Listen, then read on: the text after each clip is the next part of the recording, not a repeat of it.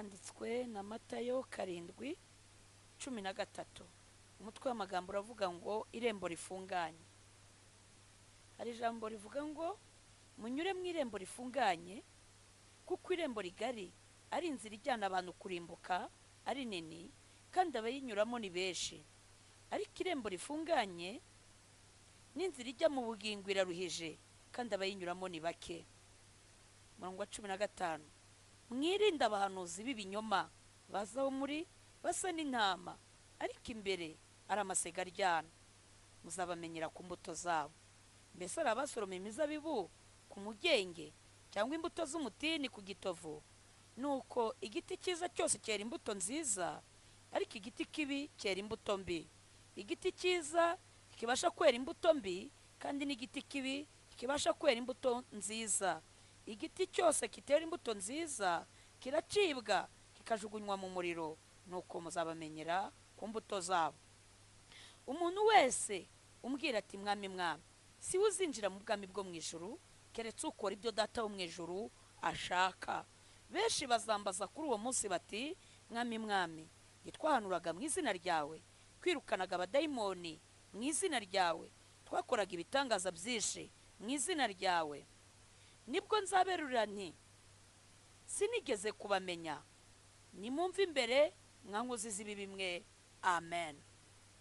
Ijambo riravuze ngo muce mu irembo rifunganye, kuko irembo rigari ari inzira ijyana abantu kurimbuka, ari nini kandi abayinyuramo nibo benshi. Ariko inzira ijya mu bugingo iraruhije, abayinyuramo ni bake. Hari impamvu Yesu yabivuze, kuko yarebaga iminsi ya nyuma y'imperuka, ibihe bya nyuma birushya. Kuko na Pawulo icyo yavuze ngo abantu bazagwiza bigisha bahuje n'irari ryabo. Ndavuga icyo ngendere kuvuga kuri ubu butumwa ni ku bahanuzi benshi. Aho ngaho Yesu yavuze ngo mwirinde abahanuzi b'ibinyoma. Ibi mbivuze nzi neza ko biri bwumve n'abantu benshi. Turi mu gihe abantu bari guteka imitwe bakavuga ko Imana ibakoresha kandi ari amabandi. Umuntu akaza akakubwira ko Imana yamugutumyeho, akakumvisha kuntu usigaje iminsi mikeya ngo upfe, ndetse akagusaba amafaranga ngagiye kugusengera. Mwirinde abahanuzi b'ibinyoma n'abigisha b'ibinyoma. Tugwije abigisha b'ibinyoma. Umuntu wo kukurya utwawe gusa, ukumvisha ibitangaza, akakubwira ngo Imana igira neza. Muzirikane impamvu ya Yesu, icyatumye umwana w'Imana aza muri iyi si. Biravuga ngo Yesu yaravuze ngo naje kugira ngo intama zanjye zibone ubugingo kandi bwinshi. Mu byo ngendereye ndabwira abantu ngo mushake ubwami bw'Imana n'abazanyumva bose. Abantu niba ndi umwigisha, sinkubwire ko ubwo busambanyi ari icyaha, sinkubwire ko kuba uri umusinzi. Imana ntikorana n'abasinzi. Ntago impanda yavuga ngo usange uri umusinzi uzabona ubwami bw'Imana.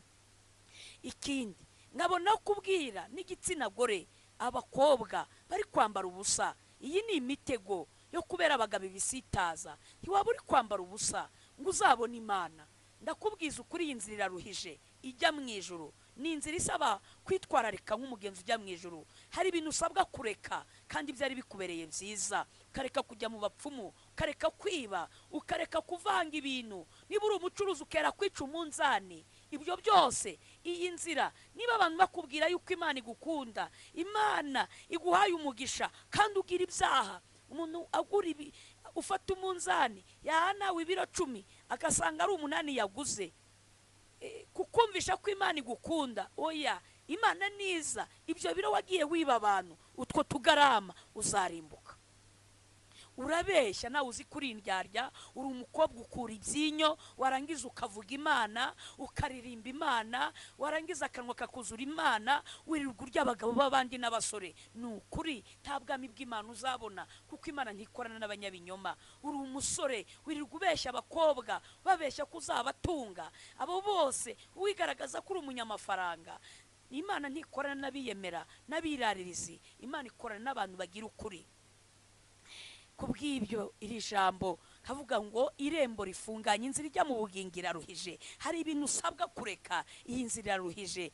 Kujya mu tubyiniro byari byiza, ariko iyi nzira ntibyemera. Hari ibintu tureka atari uko ari bibi, ukareka izo nzoga zari zikuryoheye, ukareka ubusambanyi byari bikuryoheye, kuko iyi nzira ijya mu ijuru ntikorana n'ubusambanyi. Wa mugore we gutwara abagabo b'abandi ugaca inyuma y'uwo mwashakanye, iyi nzira ntibyemera. Ukuyemo inda uri umukirisitu, ni ukuri kose urishe, ntabwo iyi nzira ibyemera, urwo kurimbuka. Ndakubwira ngo iyo ni irembo ryagutse rigari rijyana abantu kurimbuka. Iri rembo ntacyo ritangira, iri rembo ryemera byose, nubwo waba ukora ibyaha nta kibazo, ariko inzira ijya mu ijuru hari ibyo ureka. Hepfo ngendereye ngo mwirinde abahanuzi b'ibinyoma bazaho muri bavuga ngo mwami mwami. Turi mu minsi abantu bari gushinga amadini bitwaje guhanura, babwira abantu amahoro, bababwira imigisha kugira ngo babarye utwabo. Ariko niba umuntu atakwereka kugira ibyo ureka, atakwereka gukunda mwene so, kumubabarira, kubabarira abantu baguhemukiye, ngugire umutima w'imbabazi, uvemo amoko, amacakubiri, wikuremo amoko kuko n'ay'isi, ushaka ubwami bw'Imana. Uwo muhanuzi ukubwira ngo iguhaye amayetaje, n'abapagani barabifite, n'abakora ibyaha baratunze kandi baratunganiwe. Nguko Yeremiya yavuze ngo ahanura ngo kuki abakiranirwa bagubwa neza, ab'isi bafite ubutunzi. Kuba wabona ubutunzi si igitangaza, si nuko Imana igukunda, ahubwo ndakugira inama, umuhanuzi utakuganisha ku musaraba ngo ureke ibyaha, uwo muhanuzi umwitondere. Umuhanuzi uzurya utwawe ukubwira ngo ndagusengera zanaya, ngo mfite amavuta, niba ari amamesa byaranyobeye, ayo mavuta yariyo, ariko amavuta nyakuri ni amavuta akura abantu mu byaha, mu rupfu, mu kurimbuka.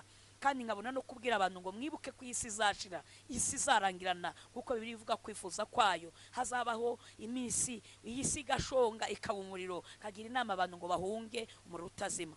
Ijambo ryavuze ngo nta wasoroma imbuto z'umuzabibu ku mugenge, nta wasoroma amaronje ku gitovu, mu mifatangwe. Buri mbuto yose igira aho ikomoka. Ndakugira inama nk'umugenzi ujya mu ijuru, rangwa n'imbuto nziza aho utuye, rangwa n'imbuto nziza, kugira neza, gufasha abatishoboye. Wavuga ngo uri umukene nafashe iki? Ariko wagera no kwa muganga ukuhagira abarwayi, hari icyo wakora. Abakecuru hari icyo wabamarira mu gihe uri umusore, mu minsi yo kubaho kwawe washaka imirimo kugira ngo umunsi utakiriho uri umukobwa uzagira ibiguherekeza. Yesu yavuze ngo, Yesu aravuga ngo abavuga mwami mwami sibo bazinjira mu bwami bwo mu ijuru, keretse abantu bari gukora ibyo Data wo mu ijuru ashaka. Kubwiriza no guhanura ntabwo bihagije hatarimo imirimo myiza no gukora ibyo Data wo mu ijuru ashaka. Wibwira abandi ijuru, we ntaryo wifitemo, wivuga Imana udafite aho uberekeza abantu. Nkabona no kuvuga dufite abantu benshi bari kuyobya abantu, bakabemeza imigisha. Abakobwa ati ugiye gukora ubukwe, ndagira ngo icyazanye umwana w'Imana mu isi si ukugira ngo abakobwa dushake, si no kugira ngo abasore bashake, cyangwa se abagore ingo zasenyutse. Kuko Yesu ataraza abantu barashakaga, abantu barubakaga, indogobe n'amafarashi byari biriho, ubutunzi bwari buhari. Ahubwo ari yaje abwira ngo intama zibona ubugingo. Abanyarwanda nta gakiza kari gahari, muri Afurika nta mucyo w'isi wari uhari, ariko kuko yemeye kuza, ndagira inama abantu bose ngo mushake ubwami bw'Imana, mushake ikiruta ikindi kidashakirwa ku isi, kitaboneka mu masoko no mu mashuri, ni ubwami bw'ijuru. Yavuze ngo keretse abakora ibyo Data wo mu ijuru ashaka, ngo kuri uwo munsi w'urubanza, ubwo Imana izaca imanza z'abari mu isi, amahanga yose azateranira imbere y'Imana, n'abasirikare bazitaba Imana, abategetsi, abaperezida bose bazaba bari imbere y'intebe y'Imana.